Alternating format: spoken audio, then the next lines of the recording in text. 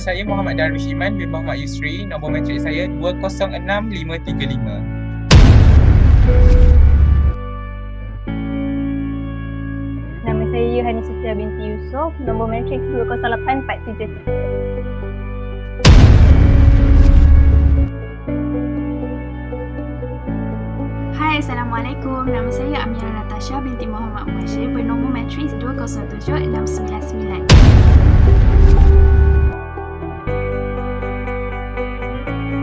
Salam sejahtera, nama saya Yap Zeng Yu, nombor matrik saya 207425.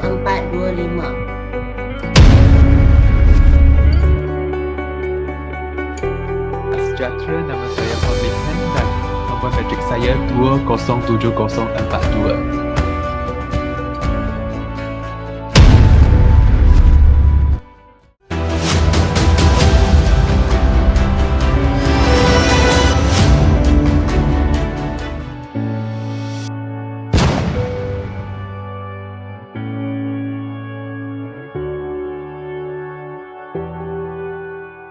Assalamualaikum dan salam sejahtera saya ucapkan kepada semua yang sedang menonton video pembentangan kami pada hari ini.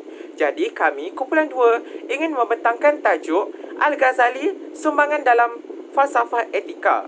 Jadi sebelum kita mendalami tentang sumbangan Al-Ghazali itu sendiri, marilah kita sama-sama mengenali maksud falsafah etika. Jadi, falsafah etika adalah ilmu yang membincangkan tentang apa yang harus manusia lakukan. Etika itu sendiri didefinisikan sebagai sikap atau peribadi. Etika merupakan cara membezakan perilaku baik dan buruk. Jika etika seseorang itu baik, maka perilakunya juga baik. Dan jika etikanya buruk, maka perilakunya juga buruk. Menurut Kamus Dewan Bahasa dan Pustaka, edisi keempat, etika merupakan prinsip moral atau nilai akhlak yang menjadi pegangan individu itu sendiri. Etika ini berkaitan dengan konsep-konsep moral seperti kebaikan, kejahatan, kebenaran, kesalahan, kewajipan, tanggungjawab dan keadilan. Assalamualaikum dan selamat sejahtera. Untuk bahagian saya akan membentangkan tentang sumbangan daripada tokoh reformis Islam Al-Ghazali iaitu tahap kesenangan dalam falsafah etika. Menurut Al-Ghazali, kesenangan mempunyai dua tahap iaitu kepuasan iyazat ialah apabila kita mengetahui kebenaran sesuatu. Semakin banyak kita mengetahui kebenaran, maka semakin tinggilah tahap kebahagiaan yang dicapai. Kedua ialah kebahagiaan sa'adah iaitu apabila kita mengetahui kebenaran sumber daripada segala kebahagiaan itu sendiri. Berdasarkan Al-Ghazali, pencapaian inilah yang dikatakan sebagai ma'rifatullah iaitu mengenal adanya Allah tanpa syak, bersaksikan hati dan juga yakin musyahadatul qalbi. Apabila ini dicapai, maka manusia itu sebenarnya telah memperoleh kebahagiaan yang memuaskan dan juga sukar untuk dinyatakan. Dalam arti kata lain, kebahagiaan yang dinyatakan ialah hasil daripada iman yang tinggi dan juga usaha untuk mencari kebenaran dalam perspektif agama. Seterusnya, Al-Ghazali juga mampu mencapai tahap pemikiran yang tinggi kerana pendekatan sufi yang diamalkan dan juga hanya dapat diterangkan melalui pengamatan tentang cara hidup sufi sedemikian. Pendekatan inilah yang telah mendorong kepada dua tahap kesenangan yang disebut sebentar tadi, iaitu kepuasan dan juga kebahagiaan. Bertambah banyak kebenaran yang diketahui, bertambah ramai orang akan merasakan kebahagiaan. Ini menunjukkan suatu konsep kejiwaan yang bersih dan suci serta perlu ditanamkan demi mencapai kebahagiaan yang hakiki. Sebagai contoh yang lebih mudah difahami yang saya boleh berikan ialah semakin ramai yang mendalami sesebuah agama, mencari kebenaran dan iman, golongan tersebut akan merasai kebahagiaan dan kesenangan dalam hidup.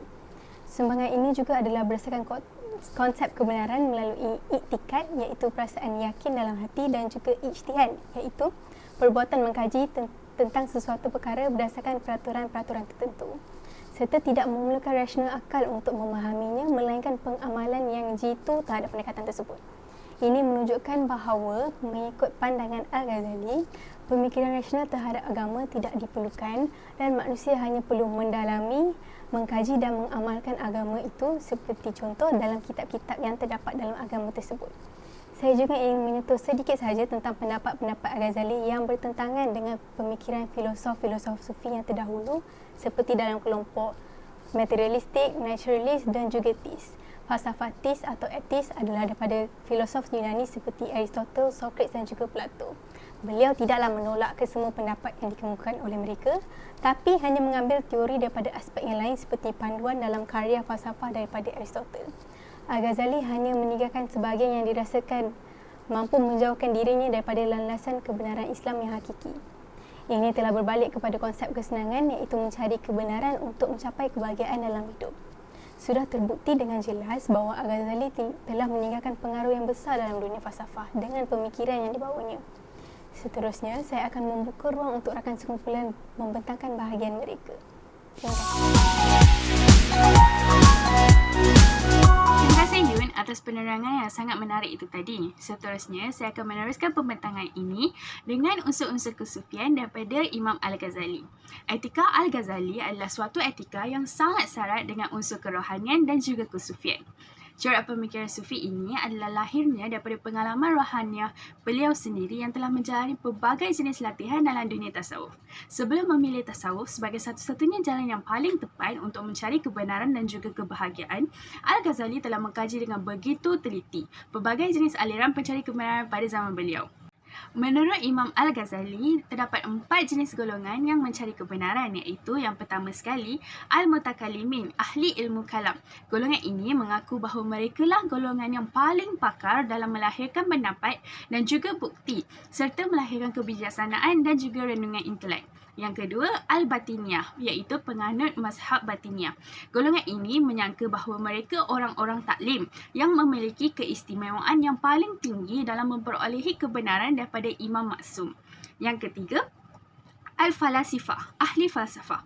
Golongan ini menyangka bahawa mereka lah ahli mantik dan juga burhan, iaitu golongan yang mencari fakta kebenaran hanya melalui logik akal dan pembuktian semata-mata.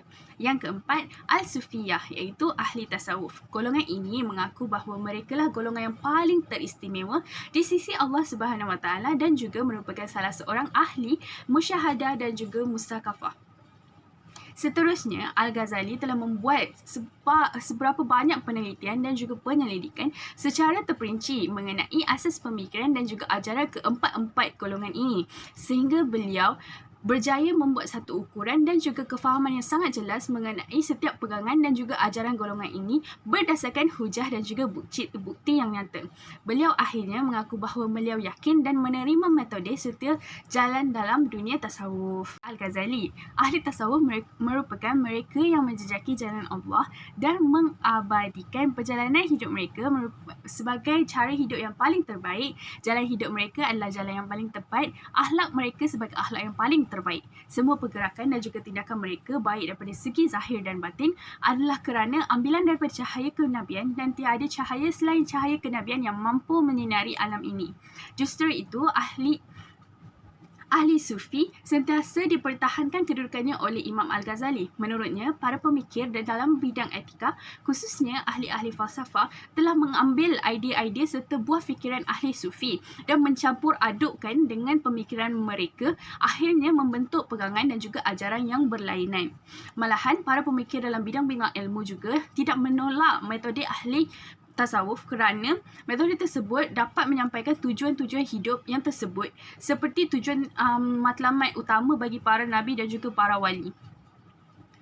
Oleh itu, menurut Imam Al-Ghazali juga, tujuan ahli sufi beramal adalah untuk membebaskan diri daripada belenggu hawa nafsu, membersihkan diri dan juga hati daripada akhlak yang keji, menjauhkan diri daripada sifat-sifat yang tercela seperti sifat mazmumah, sehingga mengkosongkan hati tidak berisi satu pun selain daripada Allah Subhanahu Wa Taala semata-mata. Beliau juga menjelaskan bahawa matlamat tasawuf tidak boleh dicapai hanya dengan melalui belajar atau berguru, tetapi dengan mengalami terus rasa rohaniah dengan pengingatan moral yang murni, iaitu dikira sebagai iman. Secara ringkasnya, boleh dapat disimpulkan bahawa Imam Al-Ghazali pernah mengecapi segala jenis kemewahan dan juga kemasyhuran dalam sepanjang sejarah hidupnya, dan dilema yang berlaku kepada dirinya merupakan salah satu pengorbanan terbesar yang pernah beliau laksanakan dalam mewujudkan suatu dasar yang kukuh dalam menjana pembentukan peribadi seorang Muslim, bukan hanya untuk dirinya, malahan untuk dipustakai oleh generasi seterusnya sehingga kini. Hal ini juga memberi gambaran tentang kebijaksanaan Al-Ghazali dan pandangan jauh beliau yang melangkaui ahli-ahli pemikir sebelum dan sesudahnya, khususnya ahli falsafah Yunani dan juga para pemikir serta ahli falsafah Barat. Namun demikian, walaupun konteks pemikiran sufi ini telah menimbulkan banyak jenis isu dan juga sokongan, terdapat pelbagai jenis polemik yang telah dipersoalkan dan juga peranan Al-Ghazali ketika umat Islam menghadapi tentangan dalam Perang Salib. Walaupun kritika disasarkan kepada Imam Al-Ghazali, namun beliau tetap diakui sebagai salah satu tokoh etika yang berjiwa sufi, telah mendapat pengiktirafan dengan gelaran Hujatul Islam.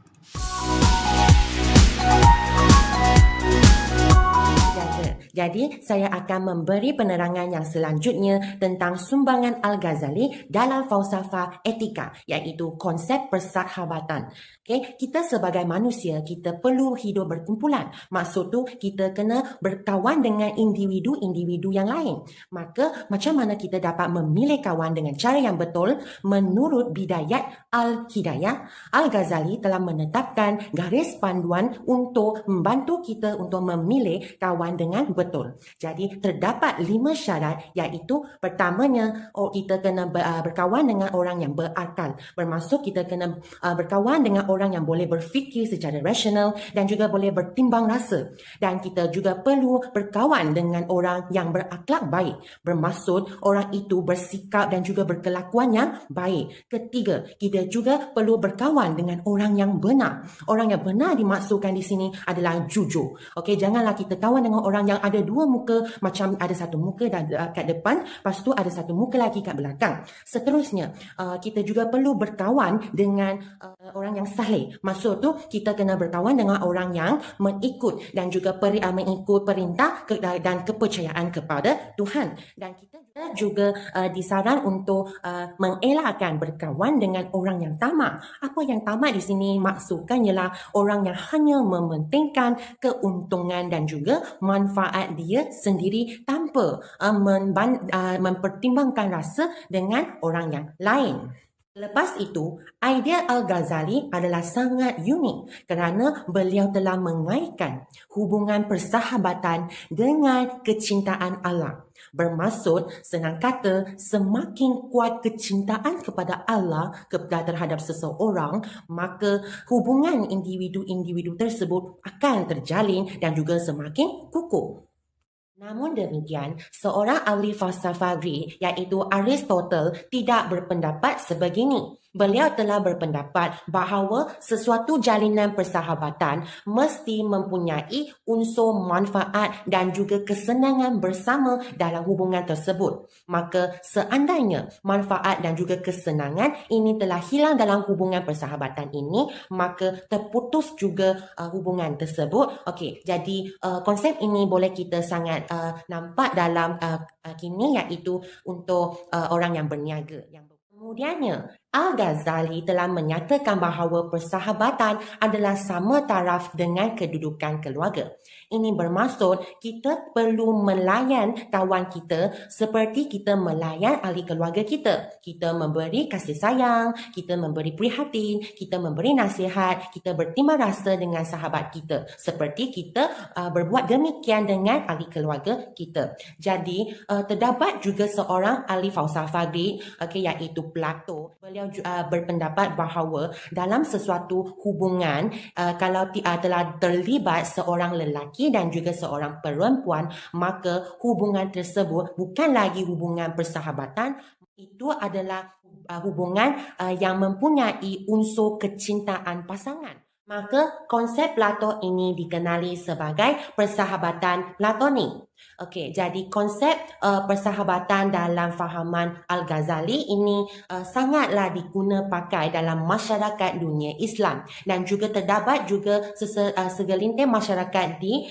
daerah Borneo. Okey, terdapat beberapa bukti karya ilmiah juga mengukuhkan bahawa konsep persahabatan Al-Ghazali ini sangat dominan dalam ulama Melayu. Okey, namun demikian, kita sebagai masyarakat, kita disaran untuk ikhlas, untuk berkawan dan sama-sama kita menjaga hubungan persahabatan antara kawan, maka dapatlah kita mengekalkan hubungan persahabatan kita dengan selama-lamanya. Sekian daripada saya, terima kasih.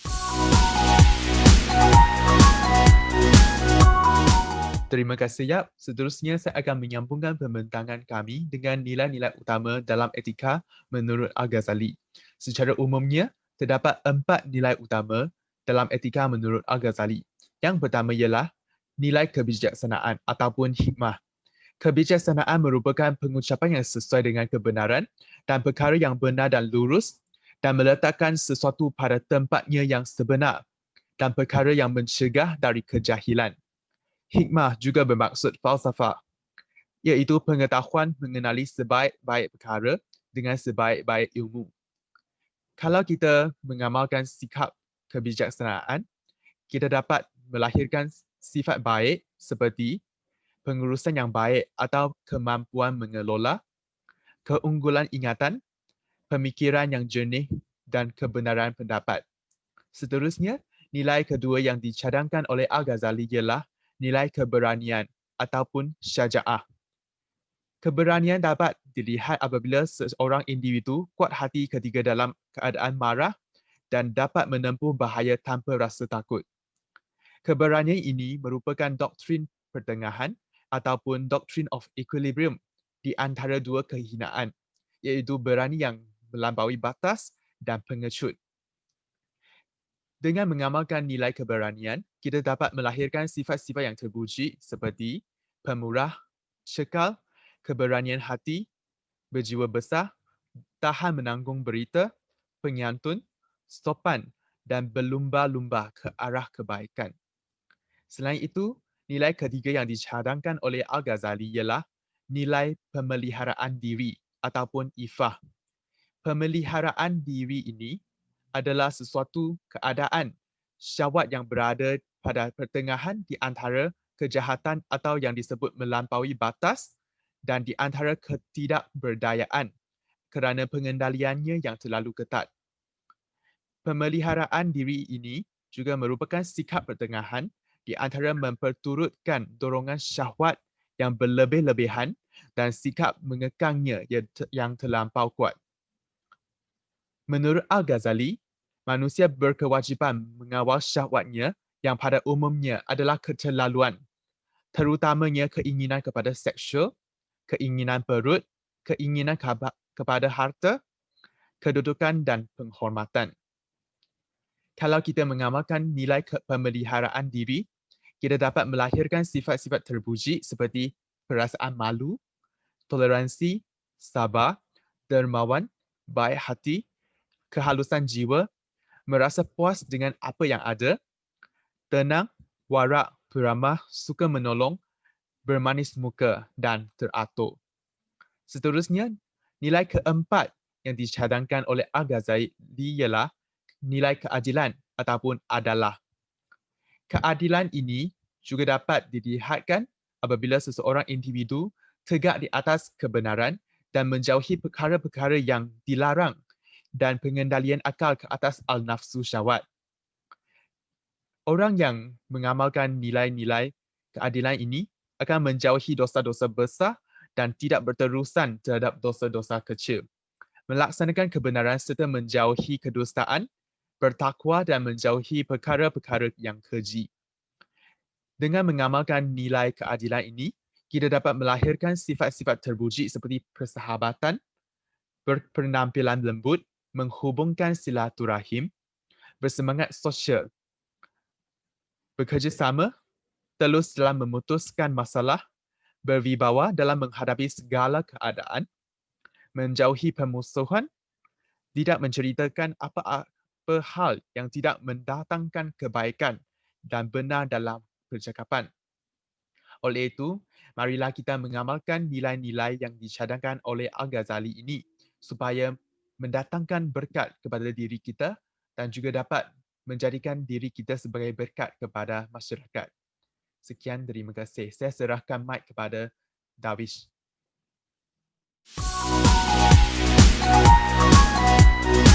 Baiklah, sebagai penutup video pada hari ini, saya ingin simpulkan sedikit tentang tajuk yang telah dibincangkan pada hari ini. Jadi, falsafah yang didukung oleh Imam Al-Ghazali ini telah meninggalkan kesan yang sangat mendalam terhadap aliran pemikiran yang wujud, terutama sekali dalam perkembangan Islam. Falsafah Al-Ghazali juga menjadi suatu sumber dan akar umbi kepada ilmu itu sendiri yang sekaligus meninggalkan khazanah berharga bagi kemajuan peradaban manusia sepanjang zaman. Berdasarkan aspek-aspek yang telah diterangkan tadi, kita sebagai manusia hendaklah menyematkan aspek-aspek berikut seperti layanan terhadap kawan dan juga nilai dalam etika bagi melahirkan etika yang baik.